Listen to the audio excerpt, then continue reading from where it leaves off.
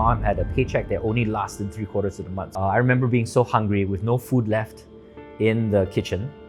I boiled down paper and made a porridge, a congee out of paper. Put a bit of soy sauce and salt. I was the first baker for 12 Cupcakes. I made the first 10,000 cakes. This was a really tough time for me and Jamie. Besides being abused, I remember being spat on by people in the public. Hey everyone, it's Allan Wu again, and welcome to another exciting episode of Call Us Daddy. 1, 2, 3, yeah!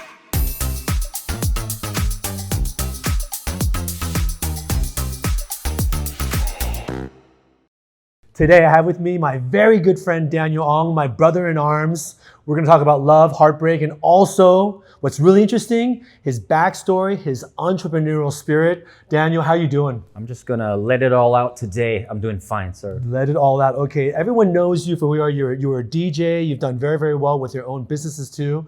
But I think a lot of people don't know about your background, how you grew up. I think that in itself, which you told me a long time ago, in itself is very inspiring.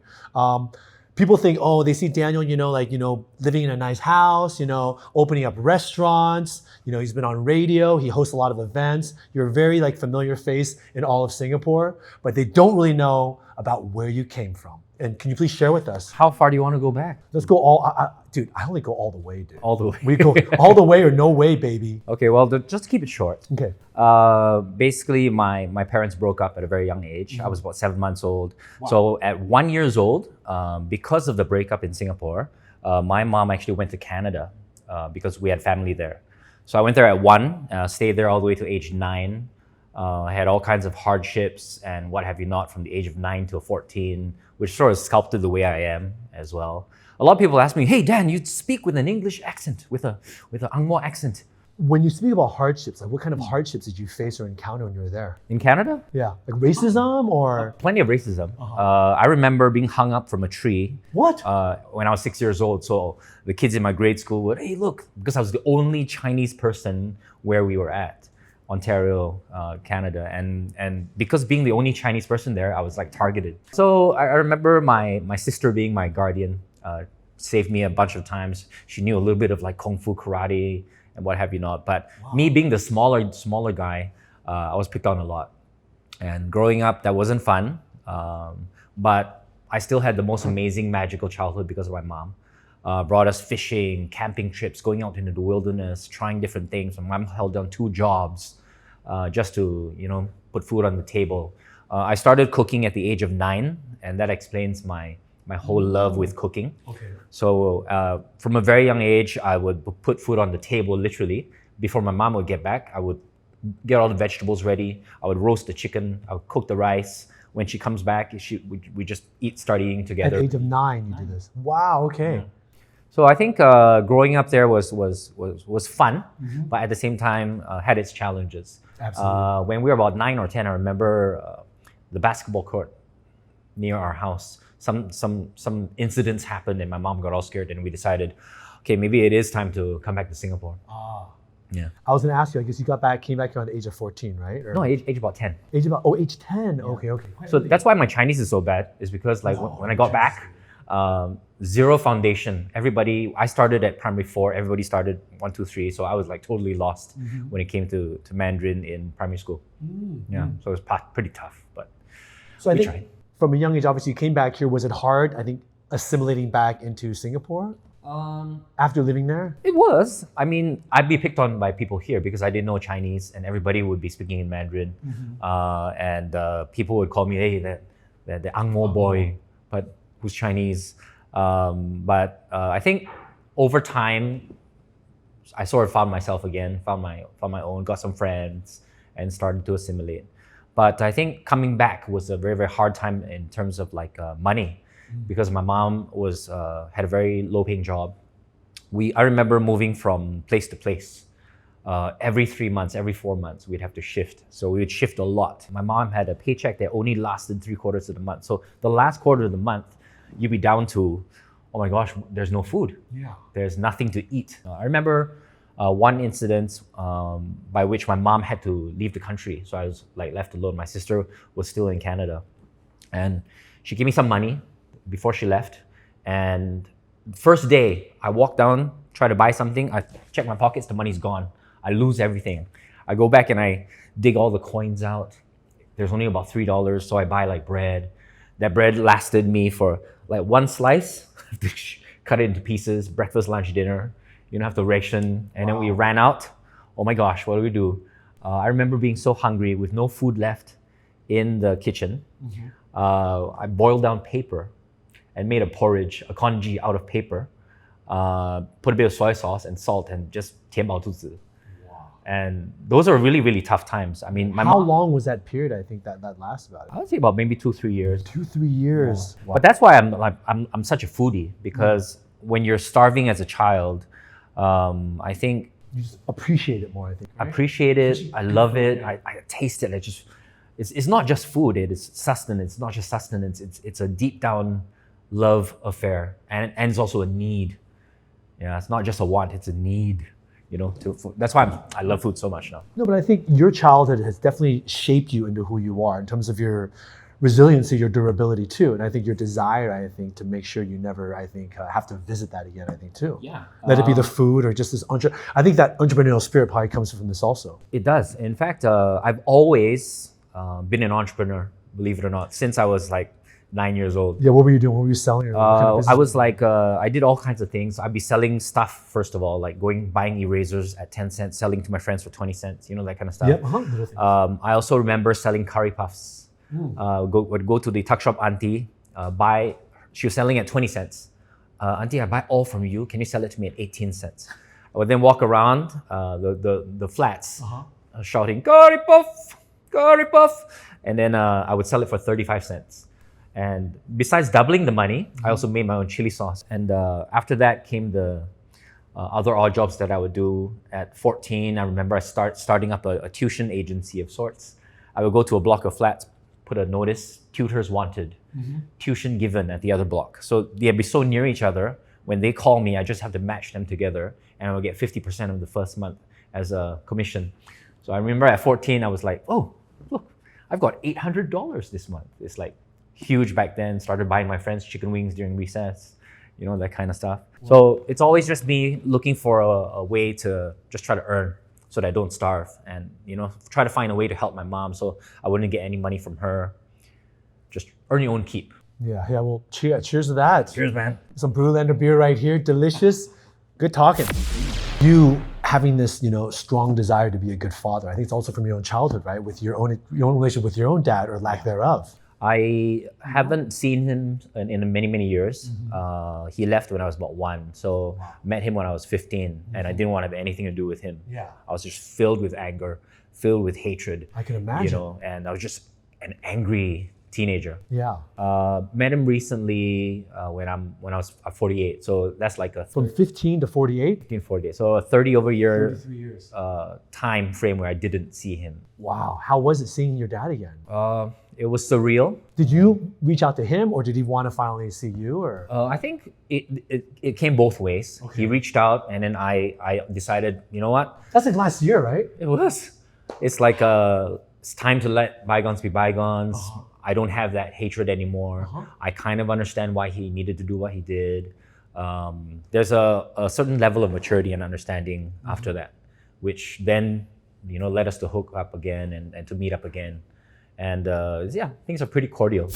Tell me more about, I think, these businesses, I think, too, that we know now where your entrepreneurial spirit came from.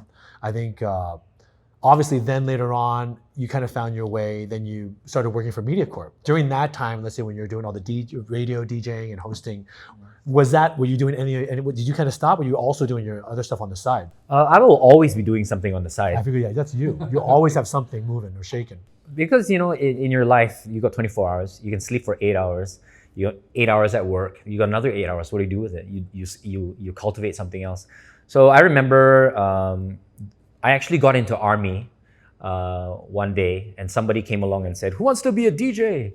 You know, so I actually got drafted into Power 98 as a radio DJ, but serving the Army, and that kind of sculpted how I was. In fact, I sounded like a girl, really bad voice, couldn't speak, bad diction, bad, you know, everything. There's no audition, just whoever, it was like the job, if anyone wants it, just take it. But there was 200 people who went to audition for it. Okay. But I just got lucky.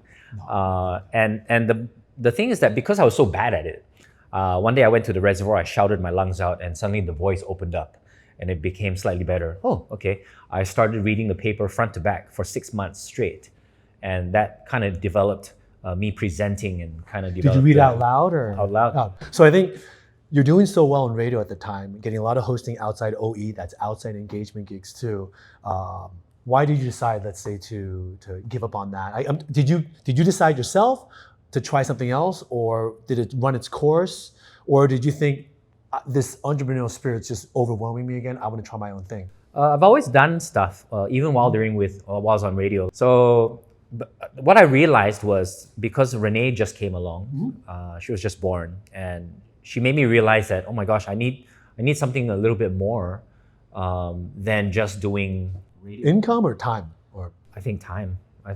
Yeah, because I remember hosting 20 shows a month back in the day, and I'm doing radio as well. So I wouldn't be home literally, and I would miss out so much of her childhood. And I decided that maybe it's time to do something else. But what do we do for money?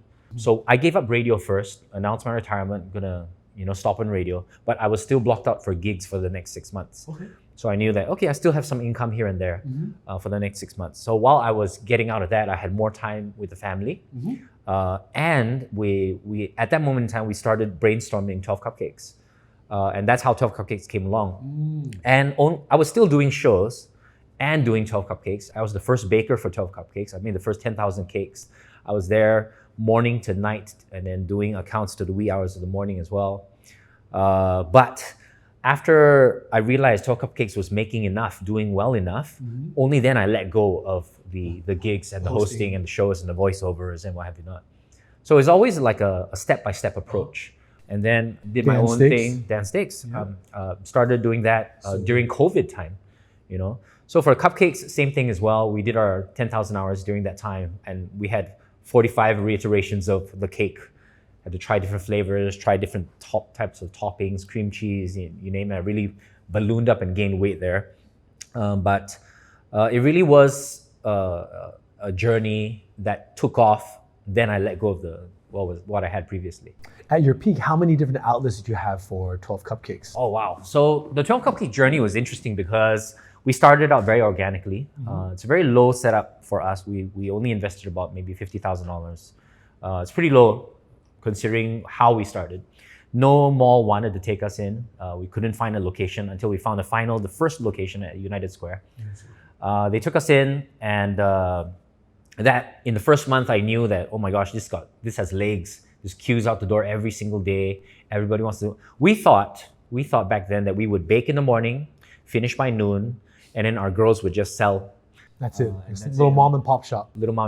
And we could then go back to being great parents. But then we started in the morning at 7 a.m., 8 a.m. And it just ran out by lunchtime. And we just have to stay and bake until nighttime. We made this special recipe with 30% lesser sugar. That's why people eat it. It's not so gelat. And then we decided to open, let's do outlet number 2 and 3 and 4 and 5. And at the 5th outlet, we had already opened up our central storage place, our office, and we had to expand in every different way. And then institution came along, a VC came along and decided to pump in money to let us go to 12 stores in Singapore. And from 12 stores in Singapore, we then moved to across Asia, Malaysia, Jakarta, Manila, Taipei, and Singapore, so 5 countries. And we did 40 stores. So at the peak, we were traveling to all these countries to open up the stores with the local teams there, together with Renee in tow. And that was really, really tough, but so fulfilling in what we're trying to do. Didn't take off in a lot of other countries. We learned a lot of lessons as well. But I think at the peak, it was a really, really busy organization. Yeah. And I think, you'll never know unless you try. But I think it got to a point where, obviously there is a little bit of controversy with it too. I think with the unpaid, could you share with us, let's hear it from the horse's mouth, I think, what exactly happened? A lot of people, I know you got a lot of bad press for that too, without people really understanding what happened. What exactly happened there? Well, the context in it is really, really simple, actually. This was a really tough time for me and Jamie. We were belittled and just abused every single day on social media and the works. And this was on a daily affair. And most people didn't actually understand what went wrong. They just, oh, you guys are guilty. And it's just like that. You guys didn't pay your workers. So when we got divorced, we had to sell the business. And so we did sell the business to an Indian family. They came in, they liked what they saw, they enjoyed the product. So we sold it. After we sold it, sometime in about 2015, thereabouts, they started running the business. Of course, a lot of the employees, after they took over, became a little bit disgruntled from the extra long hours or whatever treatment that happened. I'm not too clear about that. But the context of this baseline of how we got involved is we got so busy running the 12 stores in Singapore, and we needed a lot of workers really fast. We hired a agency, an employment agency. It was only these two quite elderly folk, and they were handling our hiring. So I remember signing a lot of papers. Like these papers would just be the last final sheet of trying to hire of a stack. We would just, me and Jamie would sign. We'd sign the papers, and there would only be one sheet of paper. And then we found out at a much later time that a lot of these workers were reported as having a $2,000 salary, but their salary was actually $1,700. So they were like underpaid. Yeah. But the main thing about this is that we never saw what was the first 7 sheets of paper before that. So this agency basically filled in the blanks, wrote whatever they wanted just to get the workers in. We would sign on the final sheet of paper, and we wouldn't see the front. So when the MOM officer came to us in 2019, we were like, I never even seen this whole stack before. None of my signatures are on the first few pages. No I never initials or anything. None. I've never seen all of that. But is this your signature at the end? Yes. Therefore, you're guilty. You're guilty of underpaying your workers.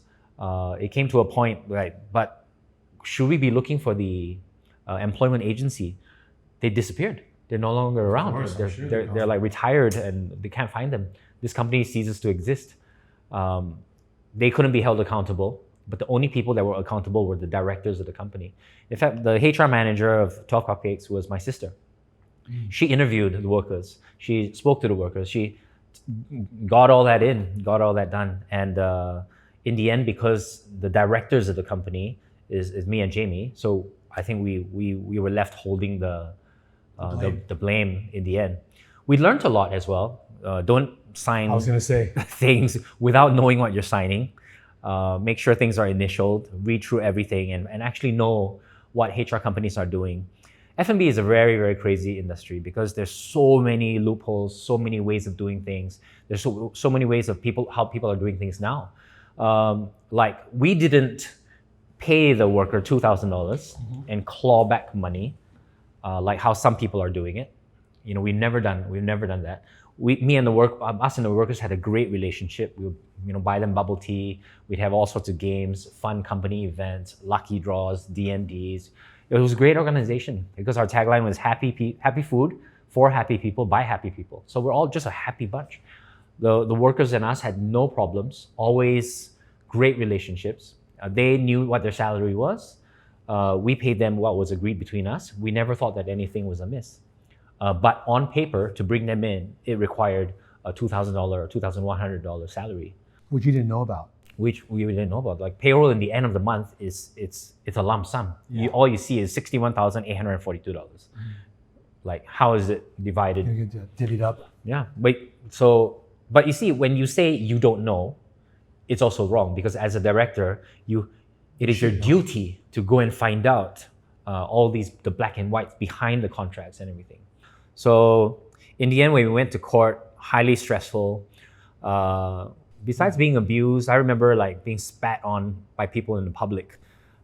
People would walk up to me and like spit at my feet and just tell me what a bad human being I am. And I said, "Excuse me, ma'am, can I just tell you what it was?" It took a 1-minute explanation. Then she went, "Oh, sorry." F&B is tough. Like for anyone that's, let's say, someone young that's interested, let's say, in entering the F&B world, would you welcome or encourage them or advise them to try? F&B outlets close by the hundreds every month.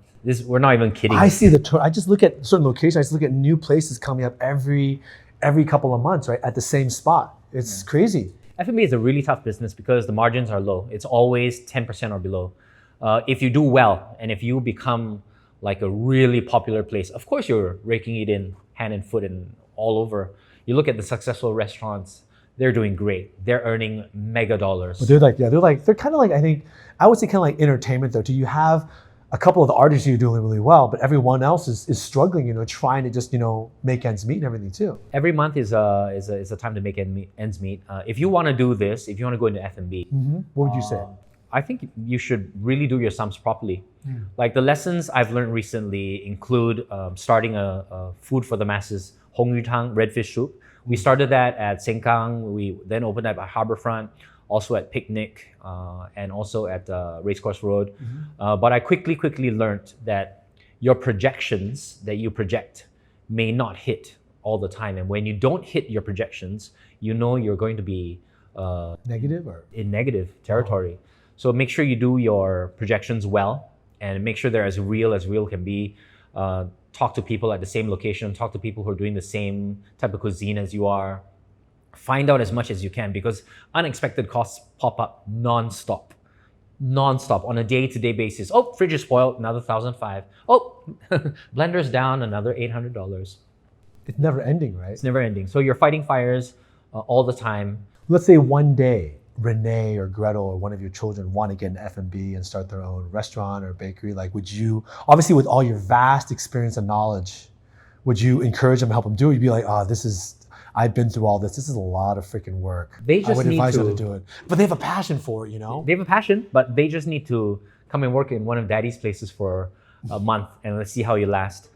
But I think the biggest part about entrepreneurship I'm trying to impart to them is actually not what they're selling, not about F&B itself.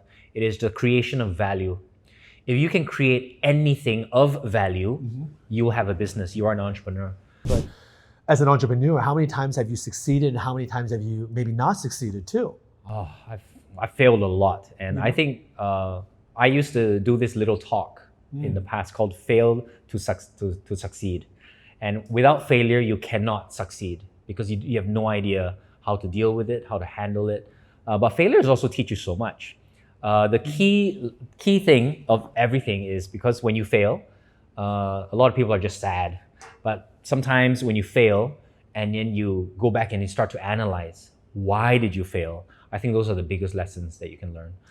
I failed in so many things. I was going to say, like, in your entire life, of course, we all failed in our own ways, but in your whole, what's the biggest lesson you've learned in your career, I think, in running businesses? Like I won't say the biggest failure, but the biggest lesson you learned that, okay, if I wish I had known this earlier, then I wouldn't have done it again. Would it be that the unpaid workers thing, or no? Would it be something else, or understanding F&B better, or could it be with the renovations or flipping, or you should have charged 30 cents for those new ratios, you charged 20 cents for that you bought for 10 cents, or what? I think you can learn a different lesson from every single time you fail. You will learn a different lesson from every instance that you do something wrong.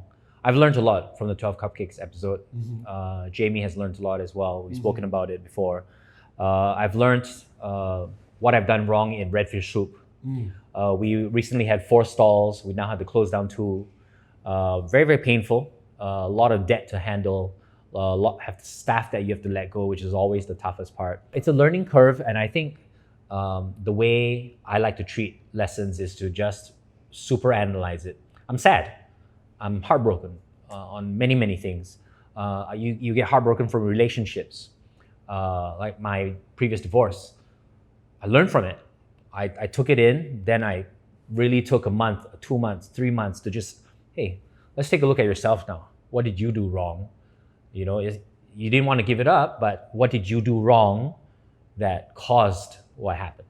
Then self-analysis, I think. I can completely, I want to say empathize with you too, because I think we were both kind of going through that whole period together. It just so happened coincidentally that I was going through my divorce and you were too, and we were kind of there in brothers in arms for each other too. Bromance all the way, And then somehow we're still here about 9 years later, I think though too, right? About 10 years. It's been about 10 years already. Crazy, time flies. what type of qualities do you think someone should have if they, let's say, don't want to take the usual route of, getting a job but want to be entrepreneur or start their own business? Which qualities do you think? I think you need to be hungry enough, and you need to have a spirit of learning. Literally hungry too. Literally hungry. But you really need to have a learning spirit, because you will learn something new every single day. You're not the expert at everything that you do. In fact, surround yourself with people who do it better than you. Surround yourself with people who have other skill sets than you. When we started Redfish Soup, I was good at building, I was good at branding. Somebody else was good at making the product. Some other person was good at operations. So everybody has a different mindset, skill set when it comes to bringing something to the table. Another quality I think that you should have is also the ability to let things go very quickly, because you held on to your defeats and you held on to mistakes that your employees make or that your teammates make. If you can't let it go, it's just gonna hamper everything, because you are the number one rah-rah person for that whole entire team. Right now, I know you have quite a few, I think, different enterprises you're doing too. Obviously, you have the Red Fish Group, Dan Steaks. I know you're also, you're doing Dan Works, you're doing renovations, building homes, and you also are losing weight too. Show them the six pack. I I think you show them your six pack. I think people see my six pack, I think though too, But yeah, it's just, I love that entrepreneur because you're doing so many different things, and you're also, I think the designated driver for the family, you do the 888, but you're like 24 hours just devoted to your family and to all these different businesses. I don't know how you even get enough sleep. That's why I've got eye bags, and that's why you look good, sir. Oh no, I'm just all made to and everything right here, baby. I don't know. It's tough juggling everything. A lot of people ask me that all the time, because I have to meet clients. I have to go do renovations. I have to go to my different restaurants and fish stalls to do the meetings and help them. I'm there on the floor scrubbing the floor. I'm taking out the trash. My day starts at 5:45 every day. I send the first kid, 6:15. Send the second kid, 7:20. Send the third kid, fourth kid. After that, pick up and then do my meetings. Go to my renovations. Send the wifey. Pick up the kids from school. Send them to enrichment. And there's swimming. There's after school care. Oh yeah. It gets busier and busier. It's just nonstop, and then I have to, do the whole mass run around while I'm doing the actual work. Yeah. But you're only as good as who supports you, and my number one supporter is Faye. It's Faye, your wife. My wife is there. She's quit her job in the school. Yeah. She's an art teacher. Was an art teacher, and she ran her own school. But she's given that up because we realized one super important thing. There's only a small window where your kids will be this cute.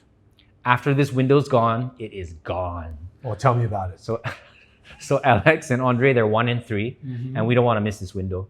We're there, we're present, we're taking them on little trips, bringing them to the zoo.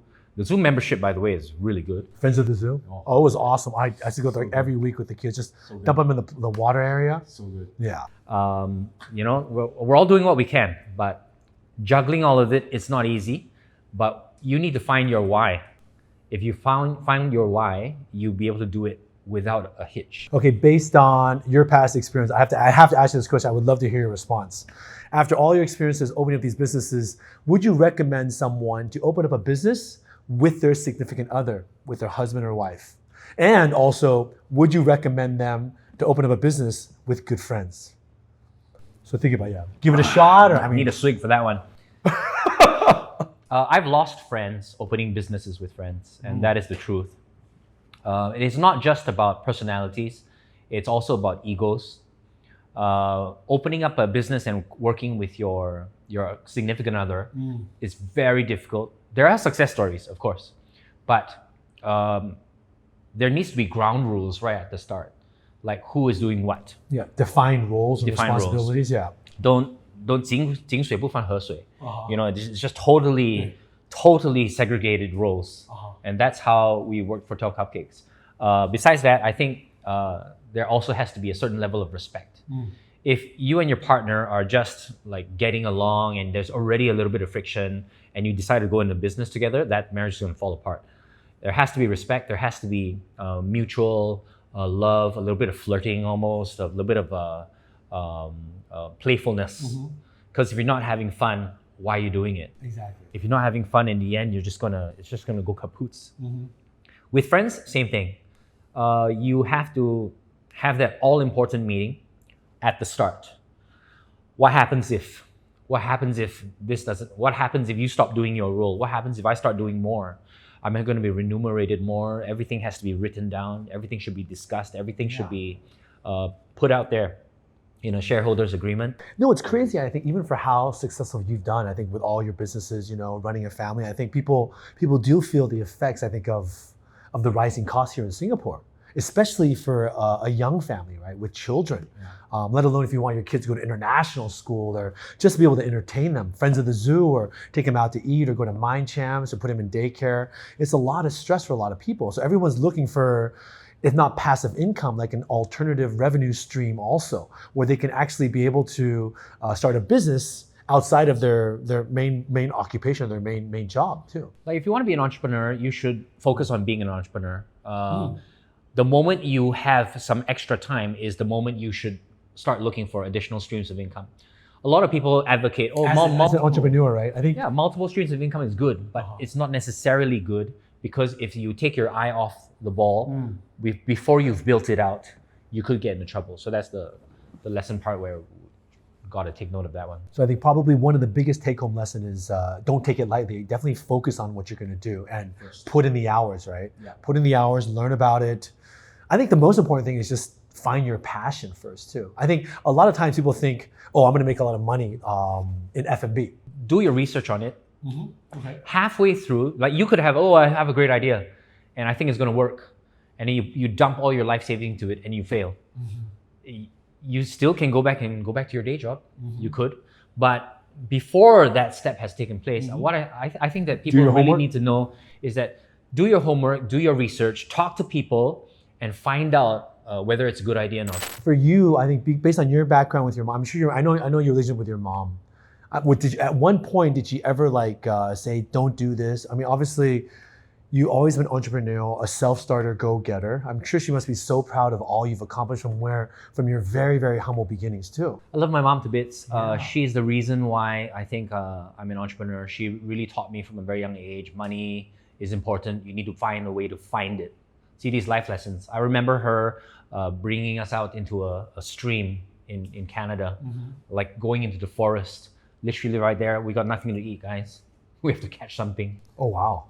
Like out of a movie or something too, right? Like we catch something and we get the biggest sea bass that or a trout that we've ever seen, and it just those moments that hit you, that make you go, oh my gosh, nobody's here to fend for us.